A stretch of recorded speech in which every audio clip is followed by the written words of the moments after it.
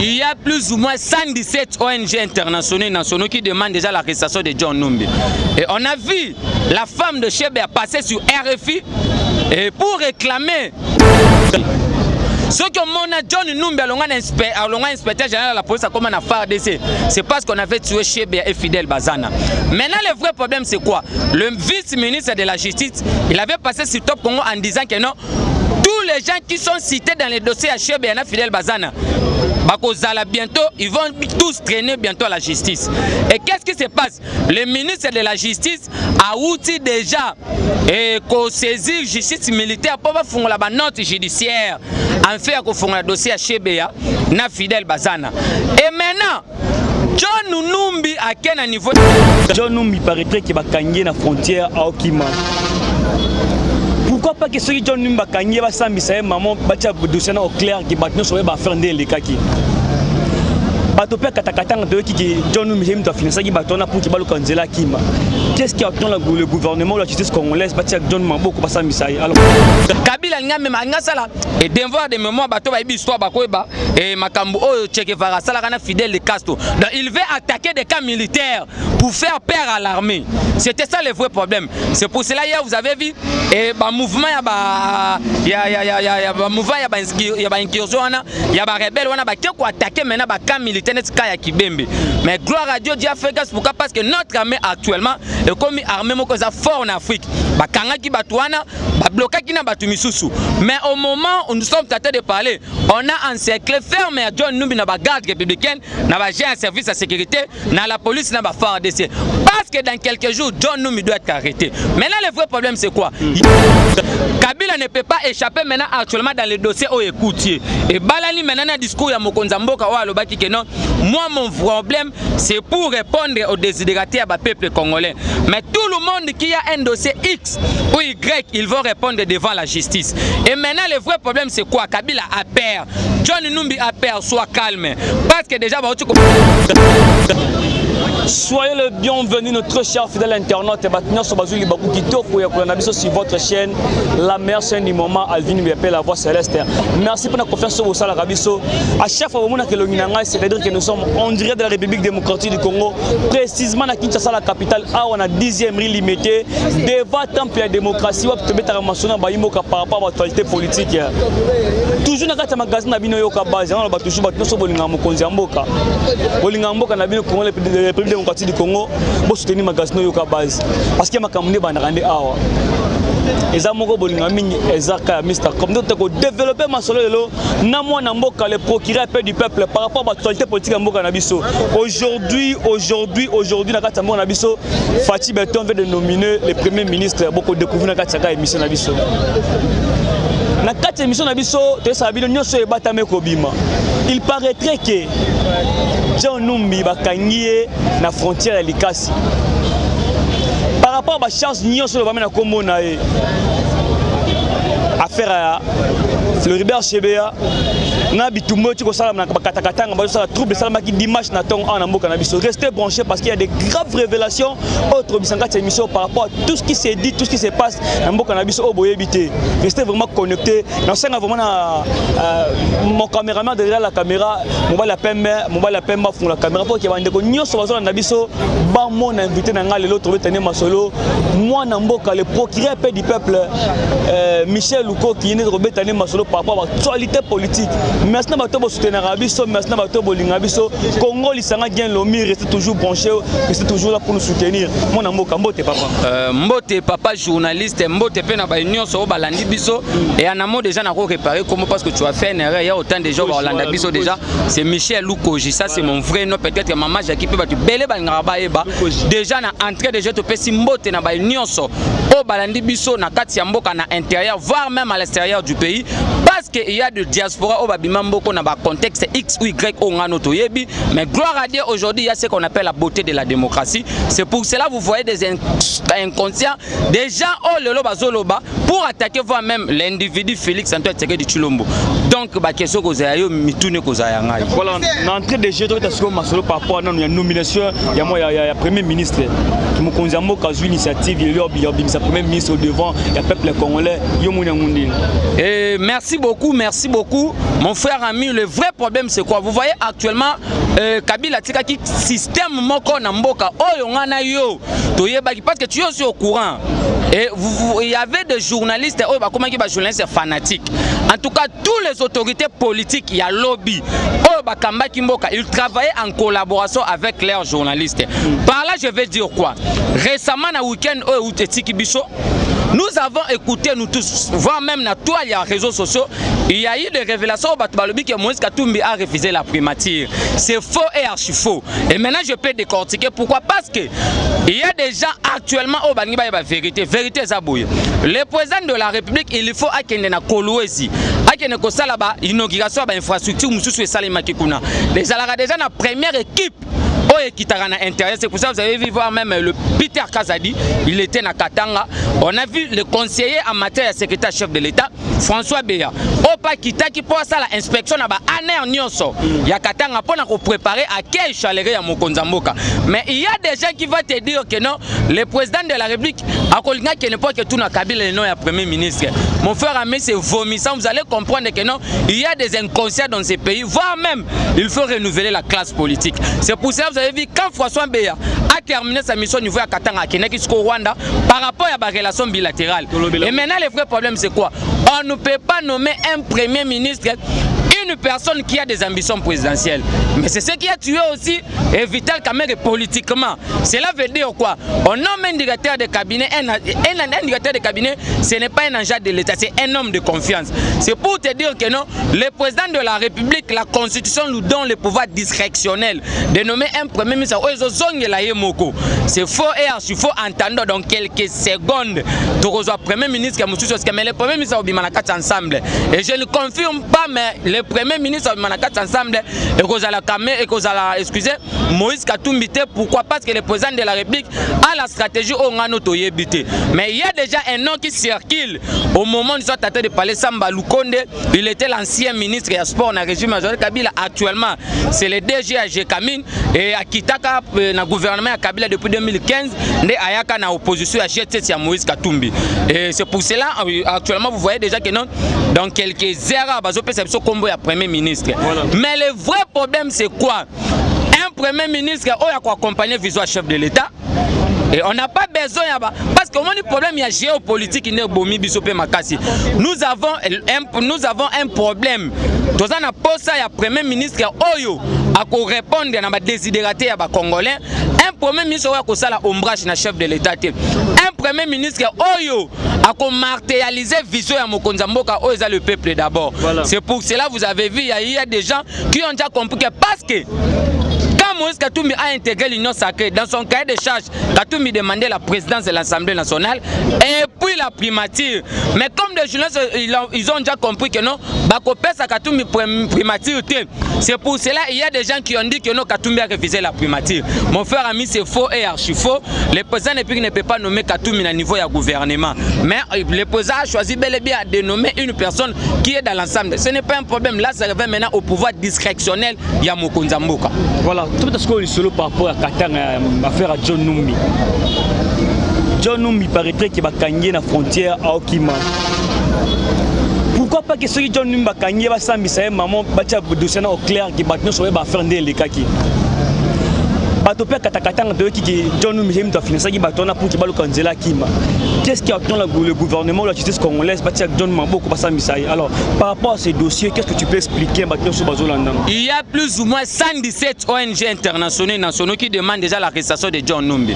Et on a vu la femme de Chebe passer sur RFI et pour réclamer et pour exiger plutôt l'autorité suprême actuelle, son excellence Félix Antoine Tshisekedi Tshilombo, qu'il puisse s'autoriser dans les dossiers de Chebea. Mon frère ami et Salimote m'a passé. C'est pour te dire qu'à l'époque, tous ces gens qui ont travaillé avec Kabila, le problème était quoi? Moi et toi aussi tu es un journaliste d'investigation, on a tous suivi Steve Mikai na mouvement Inda Lobaki alobi que non, ceux qui Kabila promettent qu'il y a poste à couper ça yo. Car ceux qui ont rempli une mission au yapé ça qui yo. Bref année, ceux au monde ma tête comme premier ministre, c'est parce qu'on avait assassiné Katumba Mwaki. Ce que mon John Numbi alonga inspecteur général de la police comme un FARDC, c'est parce qu'on avait tué Chebea et Fidel Bazana. Maintenant, le vrai problème, c'est quoi? Le vice-ministre de la Justice, il avait passé sur Top Congo en disant que non, tous les gens qui sont cités dans les dossiers à Chebea et Fidel Bazana, bientôt, ils vont tous traîner bientôt à la justice. Et qu'est-ce qui se passe? Le ministre de la Justice a outil déjà et qu'on saisit justice militaire pour faire la note judiciaire en fait qu'on fait un dossier à Chebea na Fidel Bazana. Et maintenant, John Numbi à quel niveau à Katanga? Quand on vous disait que tous les autorités compétentes à Katanga, pourquoi jusqu'à preuve de contraire on n'arrête pas Jadon Kyungu? On accuse Jacques Kabula, on accuse Kabila depuis qu'il n'a Katanga, on accuse John Numbi, voire même Jadon Kyungu. Alors, qu'est-ce qui s'est passé hier? On a envoyé des gardes républicaines. Kabila n'a même sala et devoir de mémoire bateau ba histoire ba koeba et makambo o Che Guevara sala kana Fidel Castro. Donc il veut attaquer des camps militaires pour faire peur à l'armée. C'était ça le vrai problème. C'est pour cela hier vous avez vu et ba mouvement ya mouvement ya ba incursion ya ba rebelle wana ba ko attaquer maintenant ba camp militaire netika ya Kibembe. Mais gloire à Dieu Dieu a fait grâce pourquoi parce que notre armée actuellement est comme armée moko za fort en Afrique. Bakangaki batouana, bablokaki na batu misusu.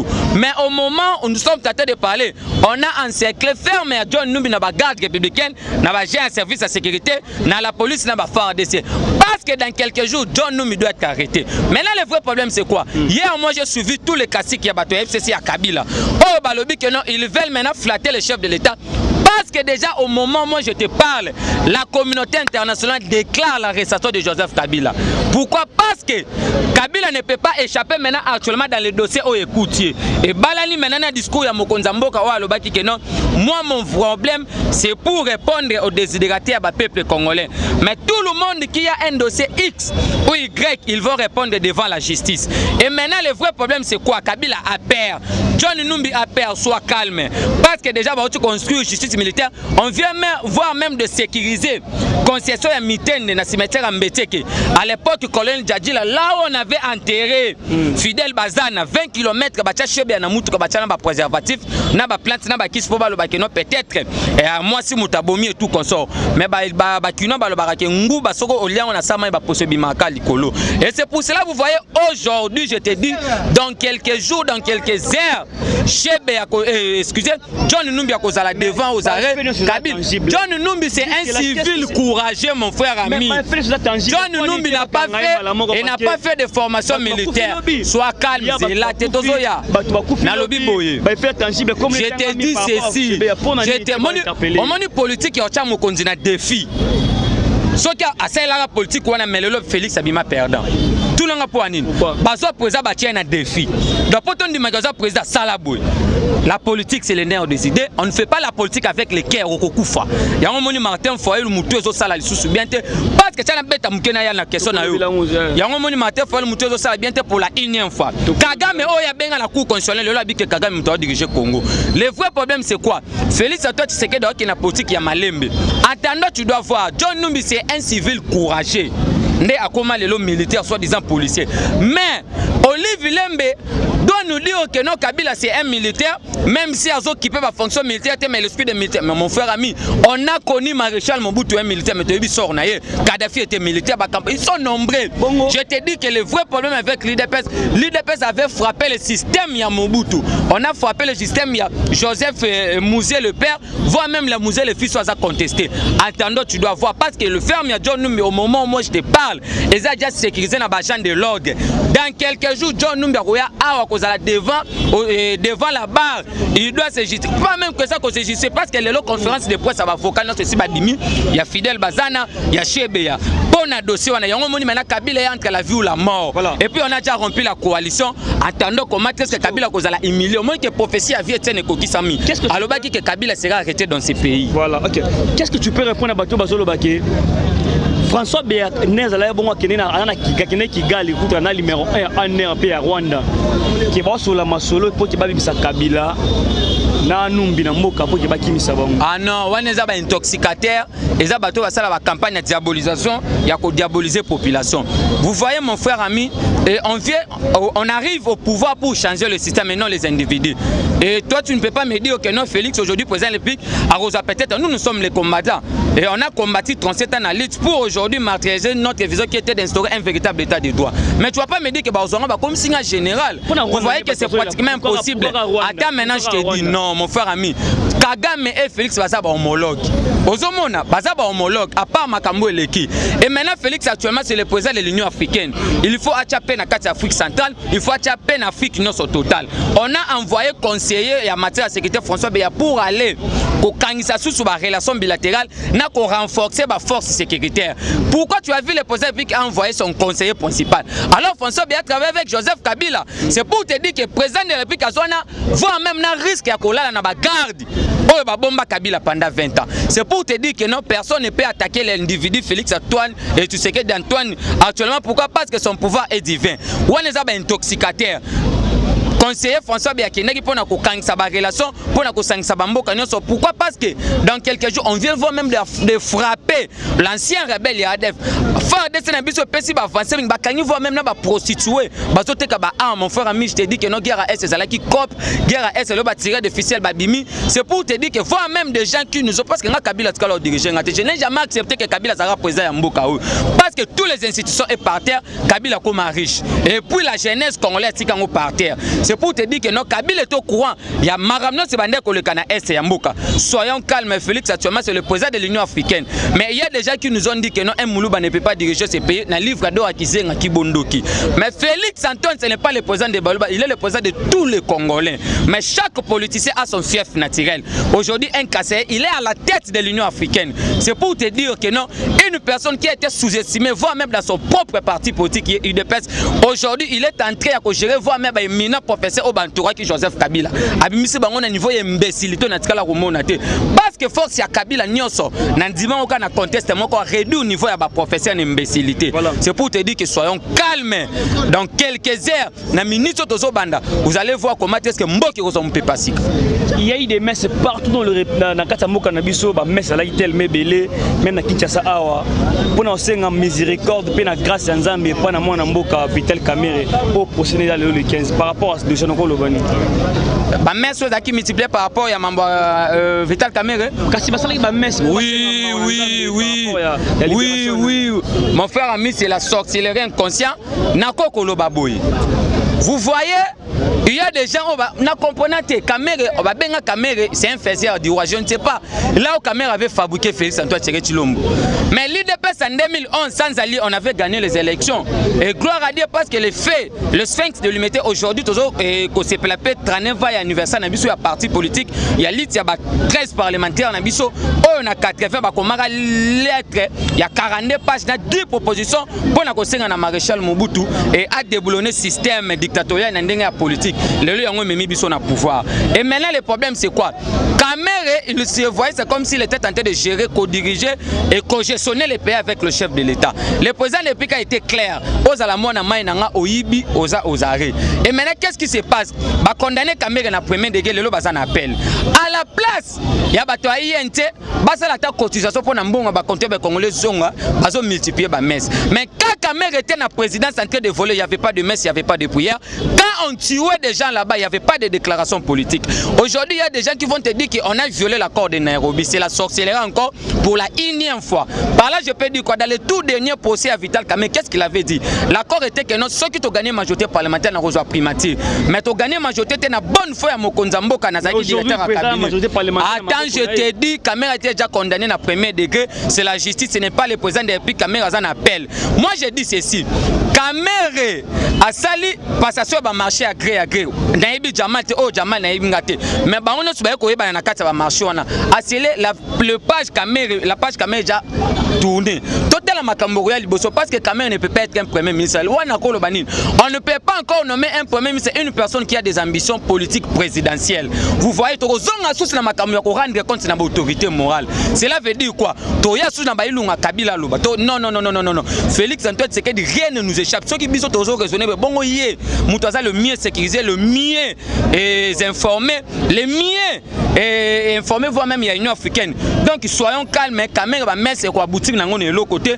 Moi je te dis, j'ai même ma main à couper, Cameroun ne sera pas acquitté. Pourquoi? Parce que Cameroun n'est pas fait ce qu'on appelle la coopération avec la justice. Cela veut dire qu'il allait accepter à Zone Simbongo Batiki.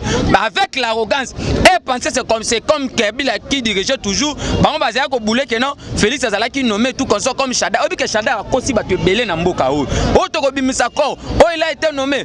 Chinarambo, tout comme ça. Yango moni battu belé ba koti na ba potopoto lelo. Lelo battu ba mbuma bazana ba makala, lelo battu ba ki ba kabela biso ba pouvoir bazana ba makala. Lelo il y a voire même des journalistes. Sois calme mon frère ami, je te dis que non, Cameroun ne sera pas quitté. Pourquoi? Parce que c'est le tout premier démarrage à état de droit autolaxide, voire même dans le monde que non, c'est le Mbala Liboso, tout le monde a un directeur à cabinet aux arrêts, les ministres en fonction, les ambassadeurs à la barre. C'est ça la lutte de l'UDPS, c'est ça la beauté de la démocratie, c'est ça voire même ce qui fait la valeur de notre président de la République. IGF Pénana Matata Pone comme si monte aux pélatres entre bango. IGF Abimisi ba dossier, il y a lobby qui a battu, IGF Abimisi bango boss à la calme. Qu'est-ce qui ne va pas entre Matata Pone et IGF? Matata Pone soit calme, il ne faut pas s'agiter beaucoup. Si Matata Pone aujourd'hui il a été nommé Premier ministre, moi et ton connaît, parce que moi je dénonce Soba Kanganga Bakangangai, parce que c'est déjà la démocratie actuellement, je dois me justifier. Matata Pone a été nommé Premier ministre, pourquoi? Parce qu'il y a eu la mort de Katumba Moi qui est 9 ans Lelo. Et maintenant Matata Pone l'argent va contribuer à Congolais Tongi à l'université. Mon frère ami, l'IGF a été étouffé par Mouzito à l'époque. Mpangi, on a fallu un vrai Mpangi. Mais aujourd'hui, si tu soutiens Félix Antoine Tshisekedi Mokomi Moulouba, si tu es de l'UDPS Okomi Moulouba, mais ce qui dit il y a Mouzito n'a fallu ça, on a makamba Mpangi zati. C'est pour te dire quoi? On avait étouffé l'IGF à l'époque quand Mouzito était à la primature. Pour enquêter les entreprises et l'État, n'a qu'à inspecter, je suis en finance ya Mboka. Mais Félix arrive au pouvoir, bah pèse IGF Longo n'a pas sala musala na bango. Bah qui a enquêter, ce n'est pas Gilles Alingete, ce sont les inspecteurs généraux de la finance des banquettes, bah pèse rapport. Bah écoutez que 7 personnes bah qui ont cliqué dans détournement Bukanga Lonzo.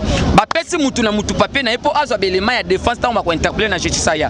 Mais Matata Pone il est tenté de s'agiter, il est tenté à causer innocenté aussi innocenté devant presse, devant les médias. Non, sois calme parce que l'inspecteur il y a finance essaie à remettre déjà dossier dans le procureur général pour qu'on lande là et bah infraction. Mais moi je dis ceci, pourquoi il y a la lanterne dans le dossier à Matata? Nous avons besoin, mon frère Amélie Depes, attends je te dis, Gilles Alingete a été nommé par Félix Antoine Tshisekedi Tshilombo.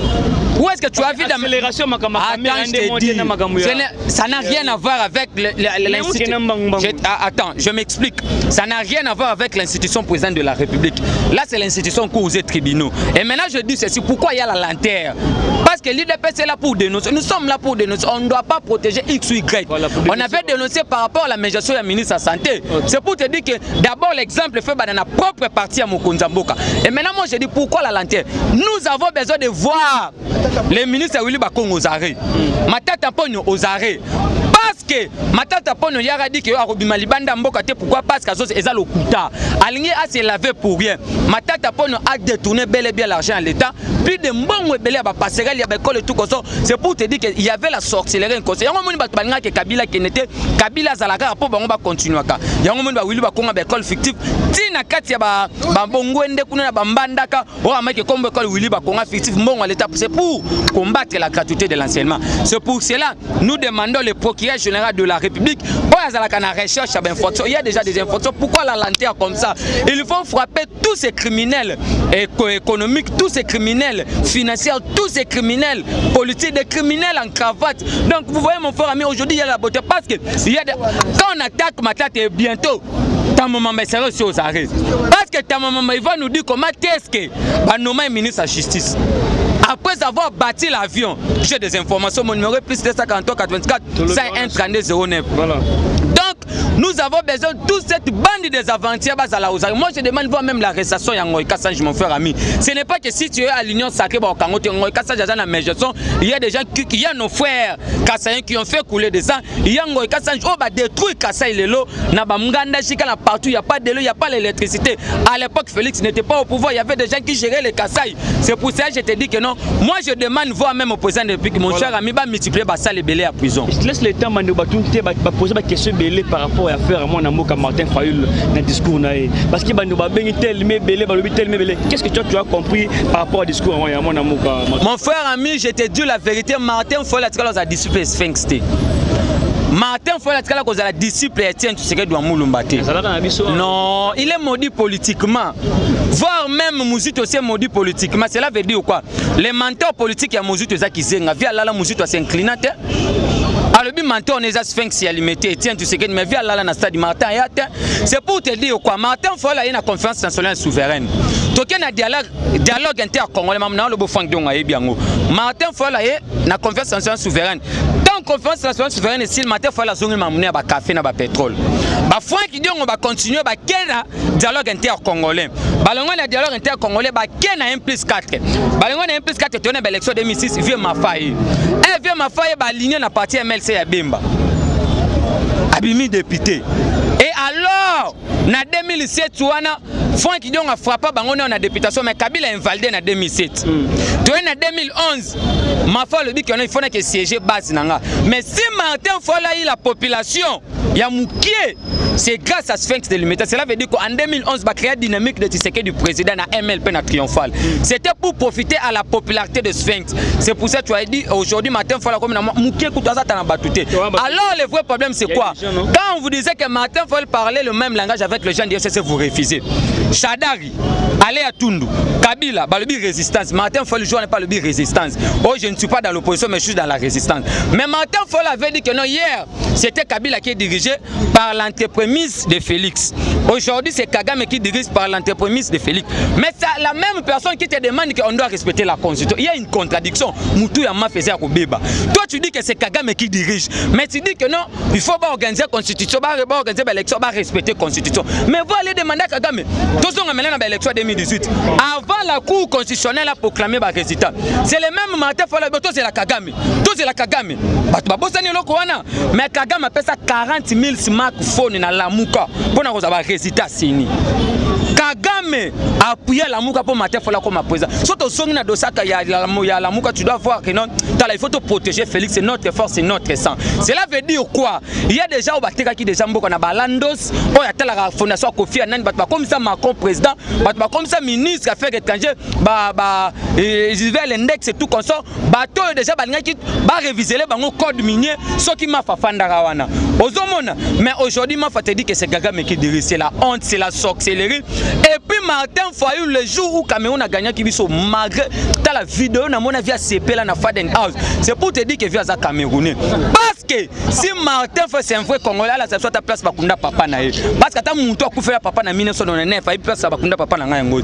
C'est pour te dire que non, Mafa ne fait pas l'opposition pour attaquer le système Tshisekedi, mais il fait l'opposition pour attaquer l'individu Félix Antoine Tshisekedi Tshilombo. C'est la haine, c'est la jalousie.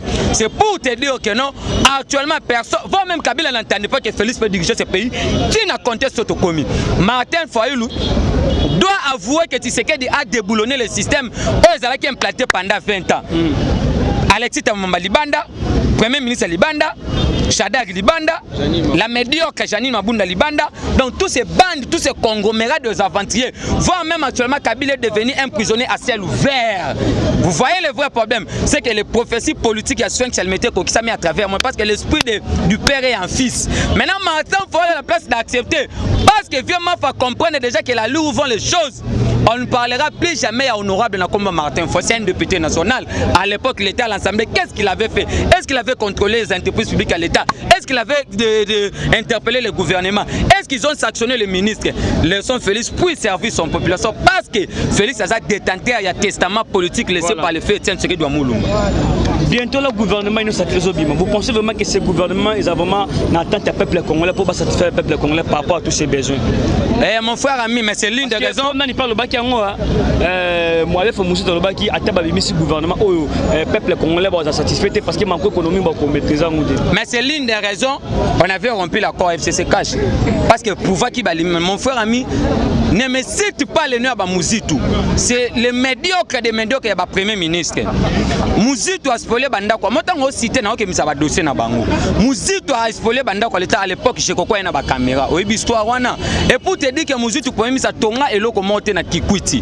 Muzitu a la calme. Gouvernement non ça que zo fanda dans quelques jours. Voire même à premier ministre a nommé Lelo investir ya gouvernement na max parce que c'est ça ordinaire il y a parlement zo na max. Si tu as formation au gouvernement. Tu as gouvernement à 37 ministères. Mais ngana osenga mokonza mboka na banque ba nommé Noël Tchani. C'est un économiste qui a maîtrisé matière. On a bien là, moi je demande au chef de l'État, parce qu'à l'Andarab, sauf même à conseiller chef de l'État, va nommer Noël Tchani. Mais premier ministre, Azala calme, en fait l'ancien premier ministre Muzitu, parce que l'IGF est tout faka, nous avons enquêté dans la gestion. Na Steve qui voit le secrétaire général, il a parti d'une nouvelle. Nous avons enquêté dans la gestion Muzitu. Parce que Muzitu a dit que non, à côté de sécurité, nous avons investir Bayati. On n'a pas oublié, sur RFI, sur France 24, c'est pour te dire que non, Babengango atteinte à la sécurité de l'État. Et ça a une poursuite imprescriptible jusqu'à la mort. Tu es tenté de menacer la sécurité de l'État. Donc c'est ça le vrai problème, mon frère ami. Bangouna nyoso Congo, Kabali nyoso ba aventuré, Batu nyoso bandimara te que Félix Antoine Tshisekedi dit mortant. Tala, au moment d'abord l'élection qu'on a parce que 1 milliard, il fallait organiser l'élection, on est au 440 bis, auto inauguré qui samedi. Et puis il y a mis balé, Kalamite tozo sala usine. Eux ko banda ko sala ba mitu kana 15e ri, Kalamingi te awa ba avion ezo kita mo konzala ka biso na premier congrès.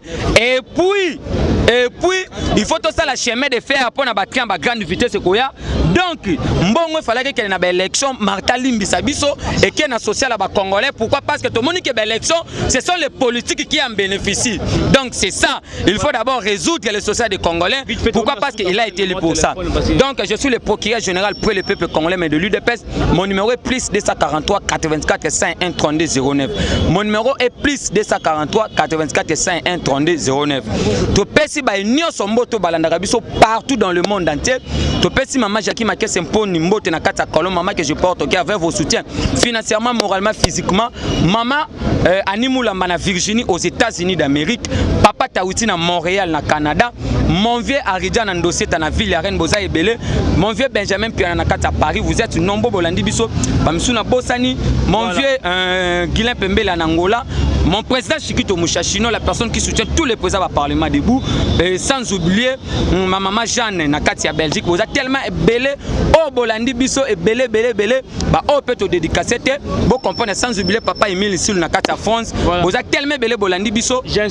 Bon ben abiso sous la plus 243 84 101 32 09. Et puis mon frère Jean Espoir Kanengel na Katia Lubumbashi. Voilà, merci de vous sur l'émission Nabiso. Vous êtes tellement nombreux dans ce partout dans 4 coins du monde. Faites confiance à cette chaîne. Vous la confiance dans Biso et DP Biso chaîne DP magazine yoga base parce que ah tu peux ça toujours élémentaire sur maloba parce que to corona ba on ban esprit vraiment ya mon amour qui c'est qui la Biso esprit ya on est ba DGP moko lobby. Vous s'abonner. On se retrouve au prochain numéro toujours sur mon plaisir même ambiance de lobby. Bye bye. On vous disait que Martin Fayulu parler le même langage avec les gens de FCC, vous refusez.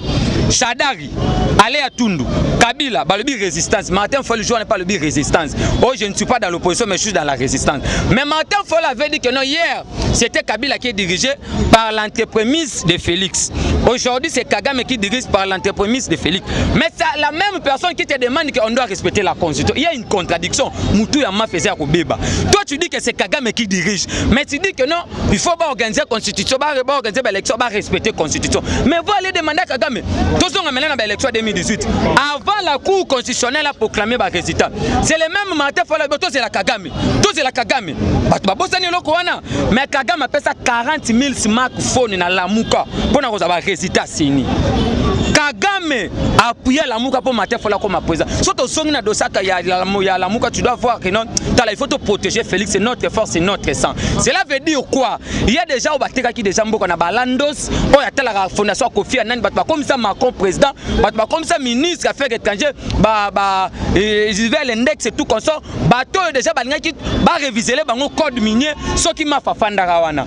Ozomona, mais aujourd'hui, ma te dit que c'est Gaga qui dirige, c'est la honte, c'est la sorcellerie. Et puis Martin Fayulu, le jour où Cameroun a gagné Kibiso, malgré la vidéo, on a mon avis à CP là, na Faden House. C'est pour te dire que via ça Camerounais. Parce que si Martin Fayulu c'est un vrai Congolais, là, ça soit ta place Bakunda Papa na. Parce que t'as mon toit pour faire papa na 1999, il place Bakunda Papa na Ngayango. C'est pour te dire que non, Mafa ne fait pas l'opposition pour attaquer le système, tu sais que dit. Mais il fait l'opposition pour attaquer l'individu Félix Antoine Tshisekedi Tshilombo. C'est la haine, c'est la jalousie. C'est pour te dire que non, actuellement personne, voire même Kabila n'entendait pas que Félix peut diriger ce pays. Qui n'a compté sur Tokomi? Martin Fayulu doit avouer que Tshisekedi a déboulonné le système où ils implanté pendant 20 ans. Alexis Tamamba Libanda, Premier ministre Libanda, Shadak Libanda, la médiocre Janine Mabunda Libanda. Donc tous ces bandes, tous ces conglomérats de aventuriers, voire même actuellement Kabila est devenu un prisonnier à ciel ouvert. Vous voyez le vrai problème, c'est que les prophéties politiques à soin que ça mettait qui s'est mis à travers moi, parce que l'esprit du père est en fils. Maintenant, Martin faut la place d'accepter, parce que vieux Mafa comprendre déjà que la loi vend les choses. On ne parlera plus jamais à honorable comme Martin Fayulu, c'est un député national. À l'époque, il était à l'Assemblée. Qu'est-ce qu'il avait fait? Est-ce qu'il avait contrôlé les entreprises publiques à l'État? Est-ce qu'il avait interpellé le gouvernement? Est-ce qu'ils ont sanctionné les ministres? Laissons Félix pour servir son population, parce que Félix a détenteur, il y a testament politique laissé par le fait Etienne Tshisekedi Ouamouloumba. Bientôt le gouvernement nous satisfait. Vous pensez vraiment que ce gouvernement est vraiment en attente du peuple congolais pour satisfaire le peuple congolais par rapport à tous ses besoins? Mon frère ami, mais c'est l'une des raisons. Moi, je suis à ce gouvernement où le peuple congolais va satisfait parce que manque économie va maîtriser. Mais c'est l'une des raisons on avait rompu l'accord FCC Cash. Parce que pour voir qui va mon frère ami, ne me cite pas le nom de Mouzitou. C'est le médiocre des médiocres de Premier ministre. Mouzitou a spoilé banda quoi. Moi tango cité na oke misaba dossier na bango. Mouzitou a spoilé banda quoi l'état à l'époque chez Koko na ba caméra. Oyebi histoire wana. Et pour te dire que Mouzitou pour misa tonga eloko monter na Kikwiti. Mouzitou a la calme. Gouvernement non ça que zo fanda dans quelques jours. Voire même à premier misa nommé lelo investir ya gouvernement za na max parce que c'est ça ordinaire il y a parlement zo na max. Si to za formation au gouvernement. To za gouvernement a 37 ministères. Mais ngana osenga mokonza mboka na banque ba nommé Noël Tchani. C'est un économiste qui a maîtrisé matière. On a bien là, moi je demande au chef de l'État, parce qu'à l'Andarab, sauf même conseiller chef de l'État, va nommer Noël Tchani. Mais Premier ministre, à la calme, en fait l'ancien Premier ministre Mouzitou, parce que l'IG Foya est tout faka, nous avons enquêté dans la gestion. Nous Steve qui voit le secrétaire général, il y a parti d'une nouvelle. Nous avons enquêté dans la gestion Mouzitou. Parce que Mouzitou, il y a que non, à côté de la sécurité, nous avons investir Bayati.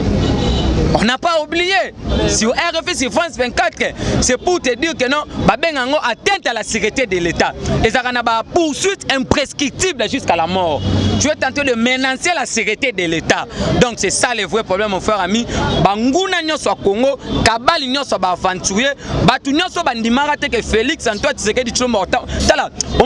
D'abord l'élection parce que 1 milliard, il fallait organiser l'élection, on doit sommes dans 440 bis auto inauguré qui samedi. Et puis il y a mis balé, Kalamito tozo sala usine. Oyo ko banda ko sala ba mitu na 15e rue, Kalamingi te awa ba avion ezo kita o mokonza la kaki biso na premier congrès. Et puis il faut tout ça la chemin de fer pour na ba train ba grande vitesse koya. Donc mbongo il fallait que na ba élection Martha Limbisa biso et que na social ba congolais. Pourquoi? Parce que tout le monde qui est élection, ce sont les politiques qui en bénéficient. Donc c'est ça, il faut d'abord résoudre les sociétés des Congolais. Pourquoi? Parce qu'il a été élu pour ça. Donc je suis le procureur général pour le peuple congolais mais de l'UDPS. Mon numéro est plus 243 84 101 32 09. Mon numéro est plus 243 84 101 32 09. To pesi ba union somboto balandaka biso partout dans le monde entier. To pesi maman Jackie Makesse Mponi mbote na kata kolon maman que je porte au cœur avec vos soutiens financièrement, moralement, physiquement. Maman Animula na Virginie aux États-Unis d'Amérique. Papa Taouti na Montréal na Canada. Mon vieux Aridjan Ndossé na ville ya Reine Boza Ebele. Mon vieux Benjamin Piana na kata Paris. Vous êtes nombreux bolandi biso. Bamsuna Bosani. Mon vieux Guilain Pembele en Angola. mon président Chikito Mouchachino, la personne qui soutient tous les présidents du Parlement debout, et sans oublier ma maman Jeanne Nakatia Belgique. Vous êtes tellement belé, oh Bolandi Biso et belé, bah oh peut te dédicacer, vous comprenez, sans oublier papa Emile ici Nakatia France. Vous êtes tellement belé Bolandi Biso. Bon ben Abiso sous la plus de 143 84 101 32 09. Et puis mon frère Jean Espoir Kanengel Nakatia Lubumbashi. Voilà, merci de vous voir dans cette émission. Vous êtes tellement nombreux dans ce partout dans 4 coins du monde. Faites confiance à cette chaîne, vous avez la confiance dans Biso, vous avez des chaînes, vous avez des magazines, yoga base parce que ah on te peut ça toujours